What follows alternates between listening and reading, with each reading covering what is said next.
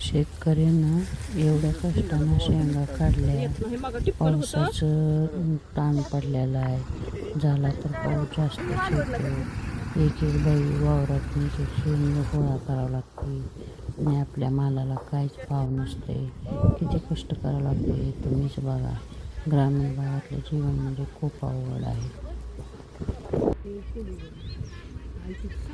शेंगा कशा वाटून घ्यायच्या, किती द्यायच्या, आपल्याला मिळते त्या मालकाला असतो.